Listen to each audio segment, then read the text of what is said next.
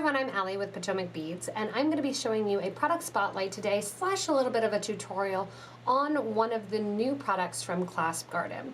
So we're going to be taking a look actually at the ear wires that I have on here in this lovely dainty cup, and they are gold plated as well as rhodium plated, and they have a nice leverback that go along with it. They have a little pearl cup there, or a little indentation, and what that's going to do is allow you to put an SS39 Chaton in. So it has that nice kind of bezel here. When you're looking at it, it has that nice Chaton. I'll even take off the pair that I'm wearing as well, so you can see that I'm going to teach you and kind of how to do the braid. You can then go all out, have fun, make things dangle, and really make it your own.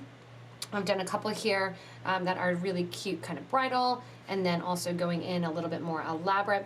And what happens is it has the holes, so it allows you to catch on and sew around the actual Chaton after you glue it in. You can use some E6000 glue or some Loctite glue to glue them in there, and then I'll show you a nice simple way to get them started. I love the leverback, how it actually springs forward. It's that nice Claspgarten quality that you're not going to have to worry about having any issues with, and I'm actually in the process of making a ton of these, 6 sets, in order to have some bridesmaids jewelry for a friend. So to make these bridesmaids earrings, I have on a 2mm pearl, and that is in the sand color, and then from there, after the 2mm pearl, and I have a stop bead on, so that way I just have a little bit of thread kind of showing to the back. So a stop bead going through 2 times through it will eventually take it off. You have your 2mm pearl on, and then the count for this one is going to be 6 15-0 seed beads. And the 15-0 seed beads I have are the Duracoat silver lined topaz. Now when you're doing this little kind of basket weave design, you're going to skip the next hole. There are 8 holes in these earrings, and then I'm going to go through to the 3rd one in line, and that gets me my first little weave. You're going to sew back then, making sure you're coming to the outside of the beads with your needle popping through the middle hole that you skipped. Go ahead then and add another pearl, followed by 6 more of your 15s. Now if you want to do like I have the earrings that I showed, I think I used 10 seed beads because I didn't use any pearls. I really do like the look of the 2mm with it, especially on these kind of formal dressy pearl earrings. Once you have that in, then you're going to skip over the hole that the bead kind of thread was coming out of, go to the next hole in line, and sew through. If you're a sewer, this is just a back stitch. You're going to make sure that 2mm bead kind of sits down there next to that area.